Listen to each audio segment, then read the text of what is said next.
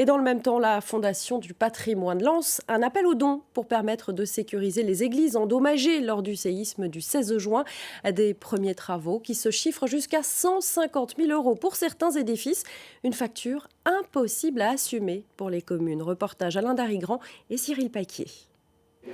1 mois et demi après le séisme, l'église d'Arcet dans les Deux-Sèvres porte encore les stigmates des 2 répliques. Il y a une voûte qui est tombée, la première est tombée à la première secousse, là, celle qui est sur votre gauche. Là.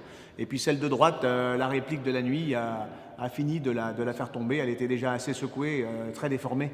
Le monument fermé au public nécessite des travaux de première urgence. Problème pour la commune, comment les financer ? Ça monte très vite, hein. Rien que pour sécuriser les lieux, on risque de dépasser les 50-100 000 € et on n'aura pas commencé à remonter quoi que ce soit. Alors sur un budget communal de 450 000 €, vous pensez bien que là, c'est pas possible. Pas d'aide publique, l'édifice n'est pas classé. Les assurances, elles, ne prendront pas tout à leur charge. Pour soutenir les communes concernées, la Fondation du patrimoine a donc lancé une souscription.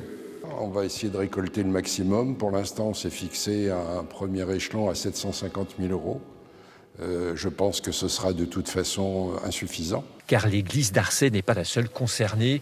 Au total, une dizaine de monuments religieux sont touchés, 3 dans les Deux-Sèvres et 7 en Charente-Maritime.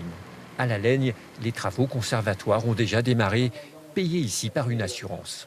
Il faudrait le cercler pour c'est ce qu'on sécurité. c'est ce qu'on va réaliser la semaine prochaine. C'est ça. Ouais. Il faut que tout soit sécurisé avant l'hiver. Il ne faut pas que les murs qu'il y ait de la pluie, puis après on verra.